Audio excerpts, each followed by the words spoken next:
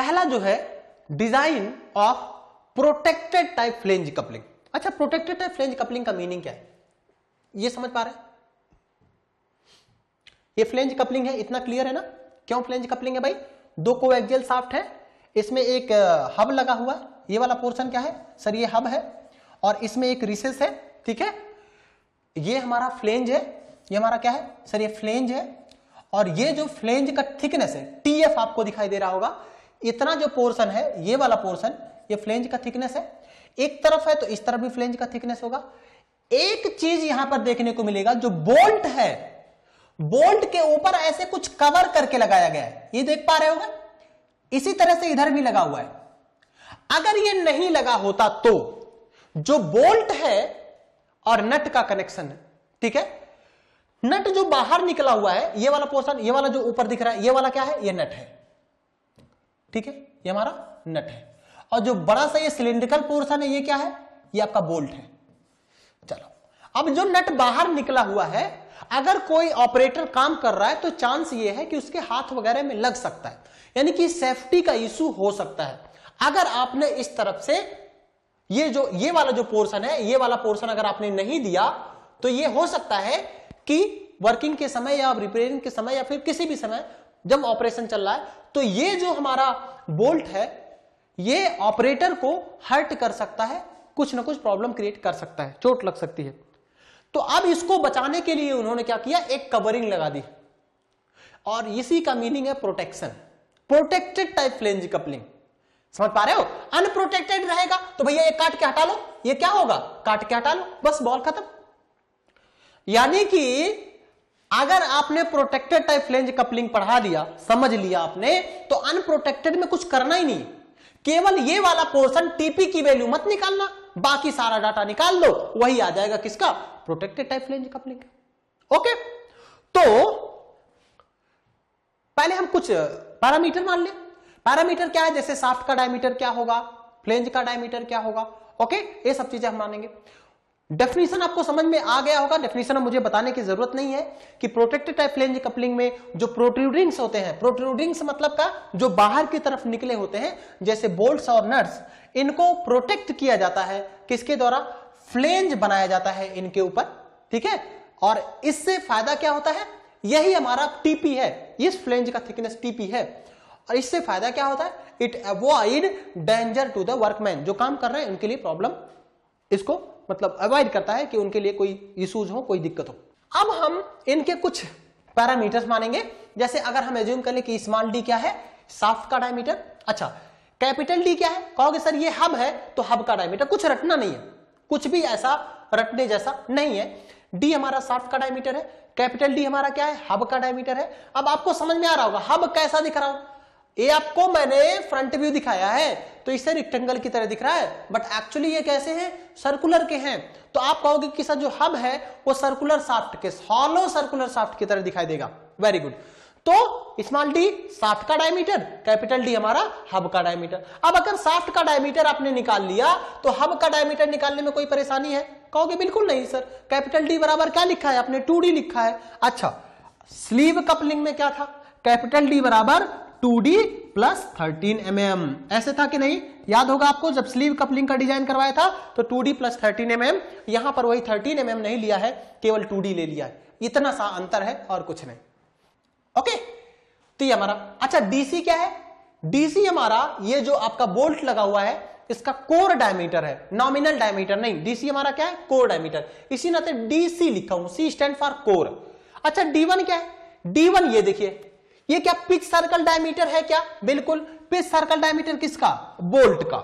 अगर suppose n number of bolts जुड़े हो, इसमें कितने नंबर ऑफ बोल्ट्स जुड़े हो? n नंबर ऑफ बोल्ट जुड़े हो। और टीएफ क्या है? टीएफ ये है माय डियर फ्लेंज का थिकनेस, और टीपी क्या है? प्रोटेक्टिव फ्लेंज का थिकनेस। ये जो प्रोटेक्टिव फ्लेंज है इसका थिकनेस हमारा क्या है? टीपी है। तो ये सारे पैरामीटर आप बस इस डायग्राम को थोड़ा सा मेमोराइज रखें, काम बन जाएगा। अब बहुत इजी है अगर आप सीक्वेंस से याद रखते हैं। शाफ्ट का डायमीटर डी, उसके ऊपर क्या आता है सर? हब आता है। हब का डायमीटर उसका दोगुना कर दो, क्या बन जाएगा? 2D, ठीक है। उसके ऊपर क्या आता है? पिच सर्कल डायमीटर D1, इसका क्या कर दो? 3 गुना कर दो, तो ये बन जाएगा 3D।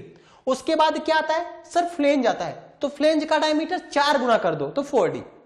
काम बन गया, एकदम आसान है। d 2d 3d 4d।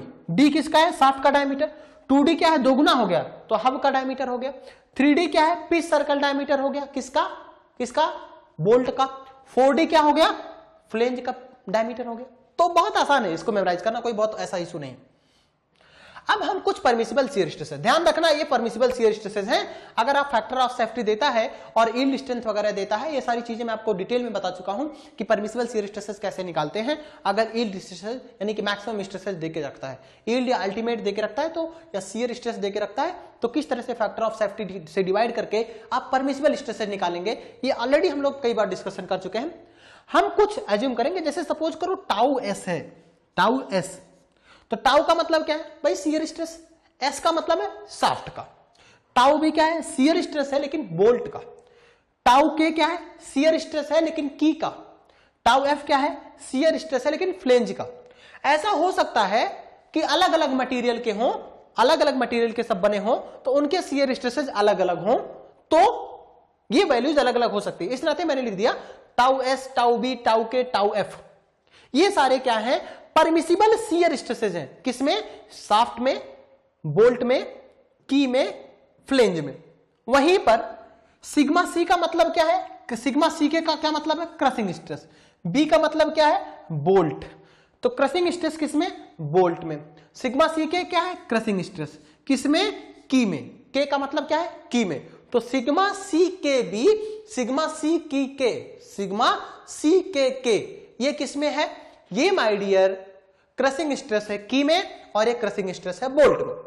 Clear है, ये सारे के सारे परमिसिबल क्रशिंग स्ट्रेसेस हैं की और बोल्ट में, और ये सारे के सारे शियर स्ट्रेसेस हैं, परमिसिबल शियर स्ट्रेसेस, शाफ्ट, की and bolt and flange. Okay, तो ये सारी वैल्यूज है। सो पहला स्टेप जो होगा हमारा, डिजाइन ऑफ शाफ्ट। शाफ्ट की डिजाइन करेंगे, और शाफ्ट की डिजाइन में जो ये इक्वेशन है इसका प्रूफ मैं कई बार आपको करवा चुका हूं। ये कहां से आता है, simple torsion equation, pure torsion का जो इक्वेशन होता है वहां से आता है। प्योर टॉर्सन का इक्वेशन क्या होता है, टी बाई जे बराबर टाउ बाई आर।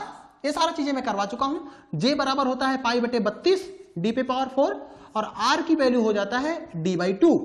और यहां से ये देखो, ये 16 कट गया और ये क्या कट जाएगा, डी क्यूब कट गया, ठीक है, ये वहां पे मल्टीप्लाई हो जाएगा, तो टी बराबर पाई इंटू डी क्यूब बटे 16 इंटू टाउ।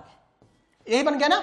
इसका मैं पूरा फुल डिटेल में आपको फिगर के साथ ये सब प्रूफ करवाया हूं, तो आप इवन कई जगह पे, कई चैप्टर्स में इन सबको देखने को मिलेगा। शाफ्ट के डिजाइन में भी मिलेगा, स्लीव के डिजाइन में भी आपको ये सब मैंने प्रूफ करके दिखाया है, तो यहां से आप ये वैल्यू फाइंड आउट कर लेंगे। अच्छा, टाउ मैंने क्यों लिखा, ये जनरल इक्वेशन है, लेकिन जब इस समय हमने एज्यूम किया है कि जो शियर स्ट्रेस है शाफ्ट का वो अलग है, क्या है, टाउ एस है, तो यहां पे क्या आ जाएगा सर, टाउ एस आ जाएगा। यहां पे क्या आ जाएगा, टाउ एस आ जाएगा, और यहां पे क्या आ जाएगा, टाउ एस आ जाएगा। इतना ही अंतर है। बाकी के प्रूफ में देखोगे तो यहां पे टाउ दिखेगा, तो वहां पे हमने शियर स्ट्रेस जो शाफ्ट में है टाउ माना था, यहां पे हमने टाउ एस माना है। ऐसा क्यों, एक्चुअली कभी कभी सेम मटेरियल के सारे कंपोनेंट बने होते हैं तो फिर मुझे सोचने की जरूरत नहीं होती, तब टाउ तो फिक्स रहेगा। बट अगर यहां पे डिफरेंट डिफरेंट मटेरियल के बने होंगे तो फिर मुझे हर किसी के टाउ को फिक्स करना पड़ेगा, शाफ्ट के अलग को फिक्स करना पड़ेगा, की वाला अलग का बना हुआ तो उसका अलग बनेगा। अच्छा, इन केस क्वेश्चन में मेंशन है कि भाई शाफ्ट की ये सब एक मटेरियल के बने हैं, तो टाउ वैल्यू ले लेना, टाउ एस बराबर टाउ के ले लेना, सिंपल आ जाएगा। ओके, तो ये निकल के आया। अब इस इक्वेशन से निकालना क्या है, कहोगे सर टॉर्क है, टॉर्क कहां से आएगा, ठीक है, टॉर्क की वैल्यू कहां से आएगा, अरे यार पावर दिया रहेगा ना, पावर अगर वाट में दिया है, किसमें माय डियर, वाट में दिया हुआ है, किलोवाट में दिया है तो वाट में कन्वर्ट कर देना 10 टू द पावर 3 से मल्टीप्लाई करके, ये आ गया 2 पाई एन टी बटे 60। ध्यान रखना एन किस में होना चाहिए, आरपीएम में होना चाहिए, तभी 60 से डिवाइड करना। अगर एन हमारा रिवॉल्यूशन पर सेकंड में दे दिया, अगर एन की वैल्यू किस में दे दिया, आरपीएस में दे दिया, तो 60 नहीं आएगा। क्लियर है। और यहां से बच्चा जो टॉर्क की वैल्यू आएगा वो आ जाएगा न्यूटन मीटर। लेकिन डिजाइन में डायमीटर किस में कैलकुलेट किया जाता है, mm में माय डियर, तो ये वैल्यू आ जाएगा जितना आया गुणे 10 पे पावर 3 किस में आ जाएगा, न्यूटन mm में आ जाएगा मुन्ना। टॉर्क की वैल्यू पता, बिल्कुल सर, टॉर्क की वैल्यू एस पता हो गया, पाई बटे 16 कांस्टेंट है पता है, टाउ एस की वैल्यू दिया हुआ है, शाफ्ट का shear stress and D cube निकालना है। क्या निकालना है, डी क्यूब की डी निकालना है माय डियर, शाफ्ट का डायमीटर निकालना है। एक बार शाफ्ट का डायमीटर निकल गया फिर तो आपको कुछ सोचना ही नहीं है। अरे भाई हब का डिजाइन करोगे तो 2D हो जाएगा, पिच सर्कल डायमीटर वाला किसका, बोल्ट का पिच सर्कल डायमीटर क्या हो जाएगा, 3D हो जाएगा। फ्लेंज का डायमीटर कितना हो जाएगा, 4D हो जाएगा। बॉल खत्म, सब खत्म, फ्लेंज का थिकनेस सब की वैल्यू निकल जाएगी। लेकिन क्या इतना आसान है, नहीं माय डियर, डी की वैल्यू निकल गया, ये डायमेंशन तो आप निकाल लोगे, फिर आपको चेक करना पड़ेगा कि जो डायमेंशन मैंने निकाला है क्या वो सेफ है कि नहीं है। अगर सेफ है then it is okay, safe नहीं है तो फिर आपको और ज्यादा बढ़ा के डायमीटर पुट करना पड़ेगा। ओके, तो ये हमारा क्या शाफ्ट की डिजाइन हो गई, डी की वैल्यू निकल गया, यस यहां से डी की वैल्यू हमने निकाल लिया। ठीक है, अब डिजाइन करेंगे हब का। तो डिजाइन हब का डायमीटर कितना हो गया, 2D हो गया, लेंथ कितना हो गया, 1.5D हो गया। लेंथ कितना हो गया माय डियर, 1.5D हो गया। और उधर कितना था स्लीव कपलिंग में, अब ऐसे आपको याद रखना पड़ेगा, स्लीव कपलिंग में कितना था 3.5D और यहां पे कितना है 1.5D। स्लीव कपलिंग में कैपिटल डी की वैल्यू क्या था, देखो दोनों वैल्यू मैं यहां लिख देता हूं, ये किसके लिए है, ये स्लीव के लिए है। स्लीव कपलिंग या मफ कपलिंग में कैपिटल डी बराबर क्या आया था, 2D प्लस 13 mm, और ये क्या आया था, लेंथ की वैल्यू 3.5D। समझ पा रहे हो, और यहां पे क्या है 2D, 13 mm नहीं ऐड है, और ये कितना है 1.5D। बस इतना सही। ऐसे आपको फार्मूलेस को मेमोराइज करना है, आप इस तरह से करेंगे तो बहुत आसान हो जाएगा। अच्छा कहोगे सर डायमीटर पता चल गया, लेंथ पता चल गया, तो बाबू जो हब होगा ये कैसा बिहेव करेगा, एक हॉलो शाफ्ट के लिए बिहेव करेगा। और जब हॉलो शाफ्ट के लिए बिहेव करेगा और कंडीशन ये अज्यूम कर रहे हैं कि सेम टॉर्क ट्रांसमिट कर रहा हो, तो ये वाला इक्वेशन आ जाएगा, ये वाला इक्वेशन आ जाएगा ना। इसका भी प्रूफ मैंने करवा दिया, तो मैं अब प्रूफ नहीं करवा रहा हूं। ध्यान रखें कि ये जो टॉर्क है ये टॉर्क किस में होगा, न्यूटन mm में। कहोगे सर क्या वैल्यू पता है, बिल्कुल पावर वाले इक्वेशन से 2π/60 से टी की वैल्यू नहीं कैलकुलेट किए थे, वहां से पता चल जाएगा। पाई बटे 16 सर कांस्टेंट है, टाउ सी क्यों रख दिया, ठीक है, यहां पर हमारा टाउ सी क्यों रख दिया, सी यहां पर देखो, टाउ के क्या है, देखो टाउ एस क्या है, टाउ के क्या है, टाउ फ्लेंज क्या है, ये शाफ्ट का शियर स्ट्रेस है, ये की का शियर स्ट्रेस है, ये हमारा किसका है, फ्लेंज का शियर स्ट्रेस है। क्लियर है, टाउ सी क्या रख दिया सर, टाउ सी तो इसमें कहीं दिख ही नहीं रहा है। बच्चा मैंने माना कि फ्लेंज किसका है, कास्ट आयरन का है, तो कास्ट आयरन का टाउ सी रख दिया।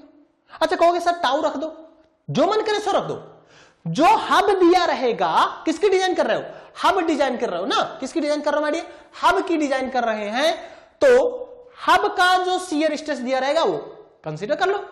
जैसे बोला कि हब हमारा कास्ट आयरन का बना हुआ है, तो कास्ट आयरन का टाउ सी कंसीडर कर लेना। बोला कि जो फ्लेंज है वही मटेरियल किसका है, हब का, तो टाउ एफ कंसीडर कर लेना। समझ पा रहे हो, मैंने डिफरेंशिएट करने के लिए कि आप कंफ्यूज ना हो जाओ। कभी ऐसा हो सकता है कि फ्लेंज का अलग दे दे और क्या नाम है उसका अलग दे दे, अगर ऐसा कुछ देता है तो फिर आपको अलग अलग करना पड़ेगा, अदरवाइज इंटीग्रल पार्ट होते मोस्टली, तो ऐसा हो सकता है कि सेम दे दे। ओके बच्चा, तो कहोगे सर यहां से निकालना क्या है, टी पता है, टाउ सी दिया रहेगा, गिवन रहेगा ना, दिया रहेगा क्वेश्चन में, डी की वैल्यू निकाल चुके हैं, कितना आया था 2D आया था, ये वैल्यू पता है।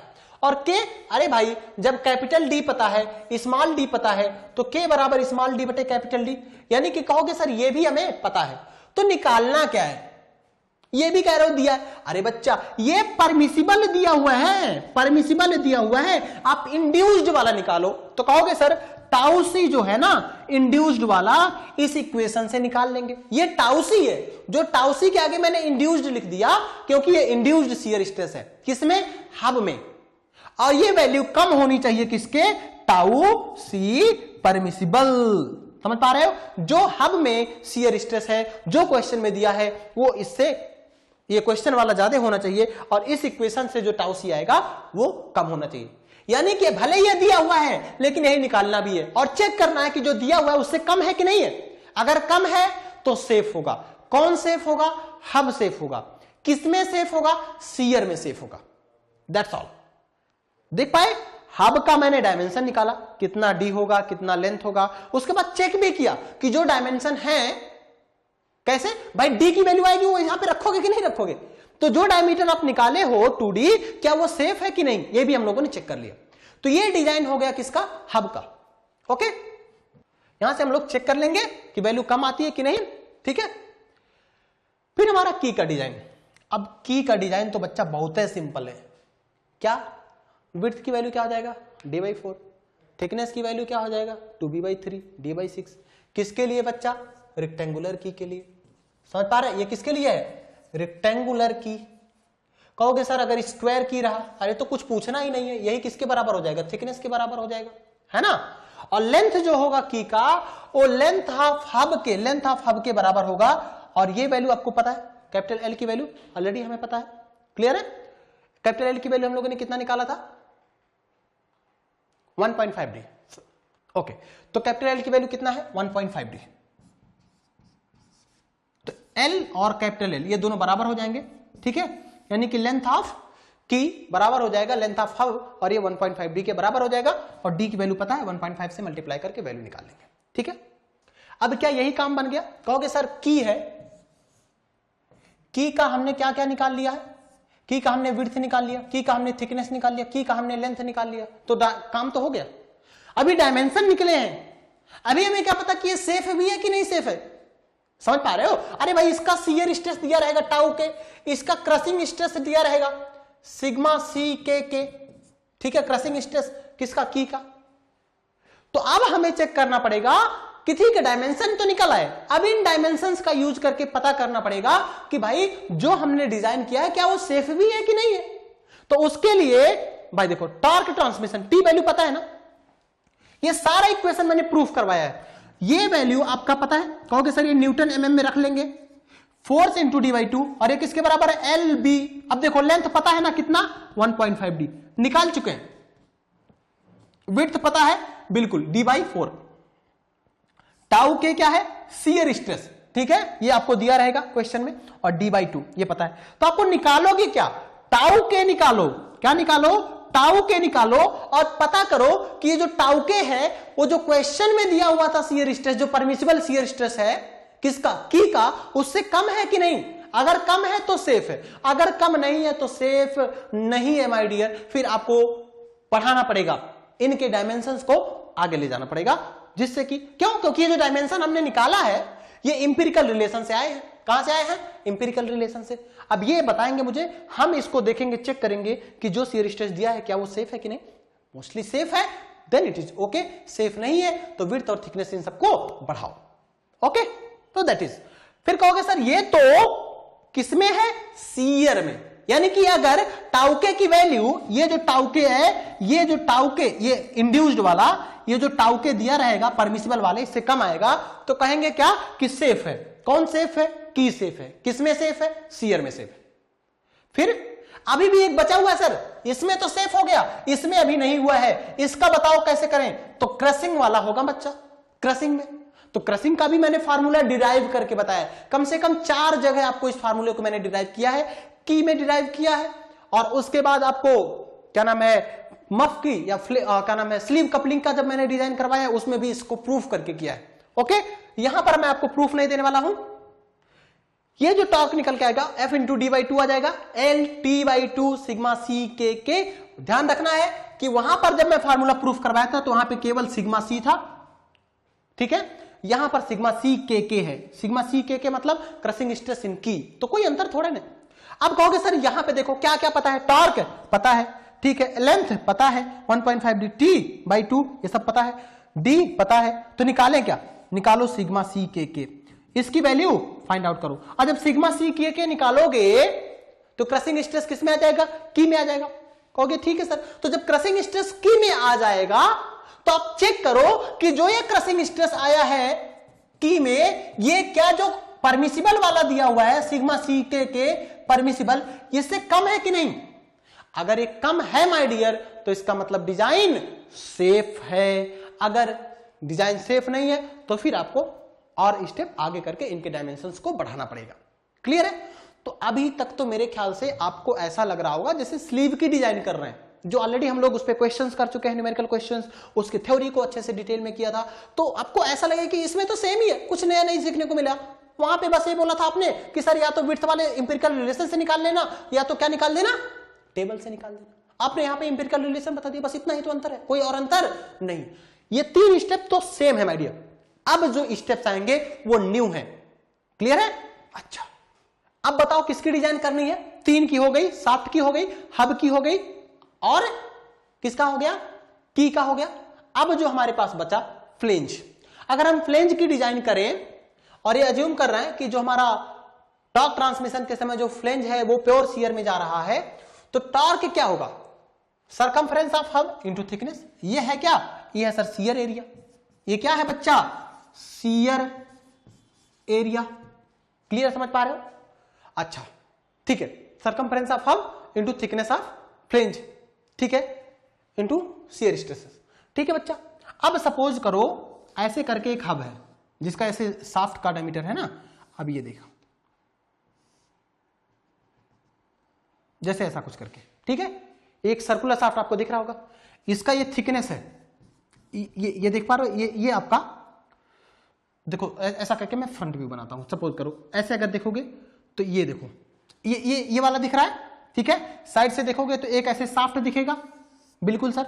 इसके बाद एक ऐसे करके दिख रहा होगा, समझ पा रहे? ये क्या है? ये फ्लेंज का थिकनेस है।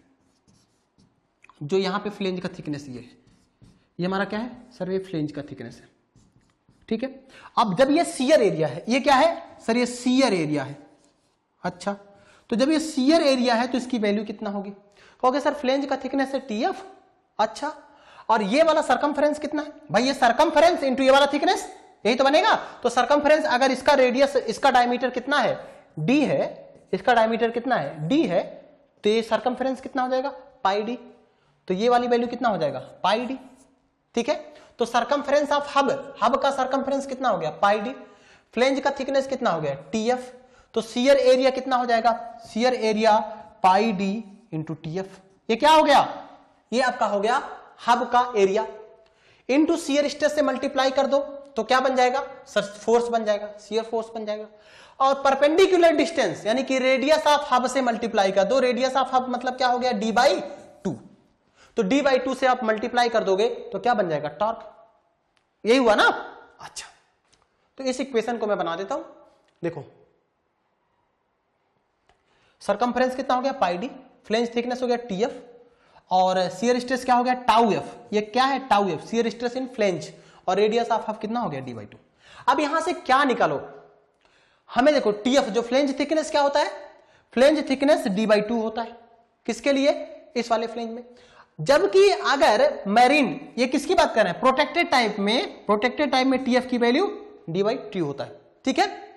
अच्छा, मैरीन टाइप फ्लेंज कपलिंग में TF की वैल्यू D/3 होता है। लेकिन कहोगे सर अभी मैरीन का डिजाइन हमारे सिलेबस में नहीं है, मैरीन टाइप हमारे सिलेबस में नहीं है, तो मैरीन टाइप में बस यही है, TF की वैल्यू D/3 कर दोगे, जो यहाँ पे D/2 है, और कोई दिक्कत नहीं है। जबकि प्रोटेक्टेड और अनप्रोटेक्टेड दोनों में TF की वैल्यू D/2 होती है।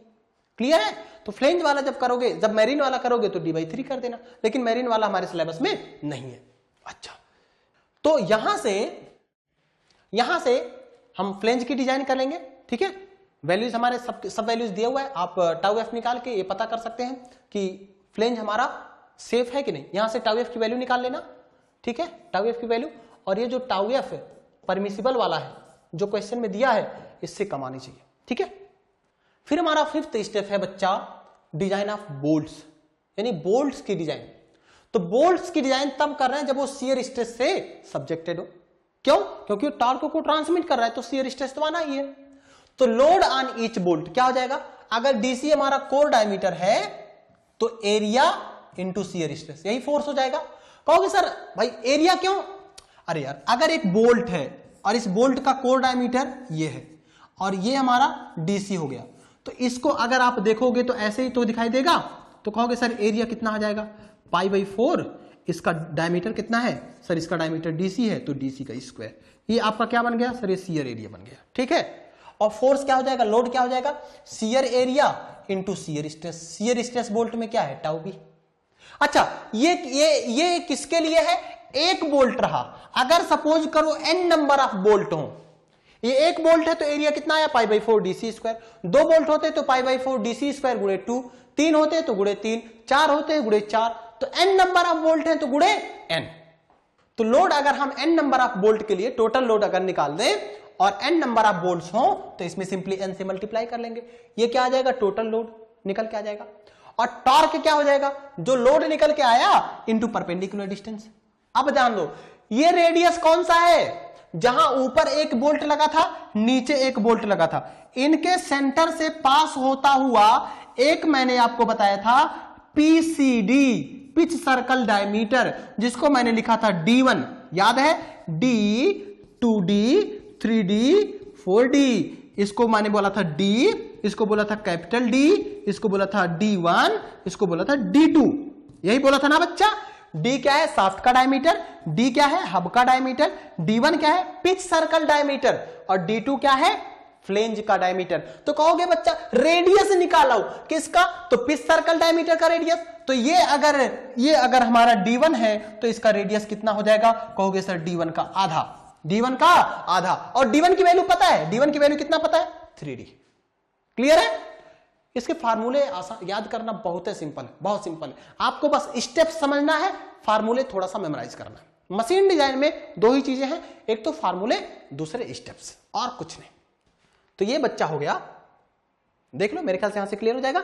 टोटल फोर्स हो गया, ठीक है, इंटू D1/2 हो गया। क्लियर है? अच्छा, अब D1 की वैल्यू आपको पता है कि ये 3D के बराबर होता है, ठीक है। एंड नंबर ऑफ बोल्ट कितना रखोगे? अगर डायमीटर 40 mm तक आता है तो n की वैल्यू कितना होता है? 3। अगर डायमीटर 100 mm आ रहा है तो n बराबर 4 रखते हैं। अगर 180 के करीब तक आ रहा है तो n बराबर 6 रखते हैं, ठीक है। ये सारा जो है data handbook, design data handbook में सब प्रॉपर्टीज आपको दिया रहेगा। अब हम इसमें D1, n इन सब की वैल्यू है ना रख के हम लोग we can find out the core diameter, किसका? जो आपका क्या नाम है बोल्ट है, उसका कोर डायमीटर फाइंड आउट कर सकते हैं। और D2 की वैल्यू आपको ऑलरेडी पता है, D2 की वैल्यू कितना होगा? 4D होगा। D2 क्या है? D2 हमारा क्या है? फ्लेंज का डायमीटर, है ना, याद है? D, 2D, 3D, 4D, यही तो आता है क्या? D2, समझ पा रहे? ये 4D है, ठीक। अब इसमें और एक चीज डिजाइन करना है, जो प्रोटेक्टिव मतलब फ्लेंज का थिकनेस है वो कितना है? 0.25D, ठीक है। अब कहोगे कि सर देखो, अगर अनप्रोटेक्टेड वाला, अनप्रोटेक्टिव टाइप फ्लेंज कपलिंग डिजाइन करना हो तो यही तक करूंगा, प्रोटेक्टिव वाला उसमें होगा नहीं, टीपी की वैल्यू 0 हो जाएगी, प्रोटेक्शन नहीं रहेगा ना, प्रोटेक्टिव लेयर नहीं रहेगा तो टीपी हमारा नहीं आएगा, तो thickness of protective circumferential flange नहीं आएगा। यानी कि अभी तक हमने किसको डिजाइन किया है? Protected type. क्लियर है? प्रोटेक्टेड टाइप मैंने डिजाइन कर लिया, तो अब अनप्रोटेक्टेड वाला रहेगा तो टीपी हटा लेना।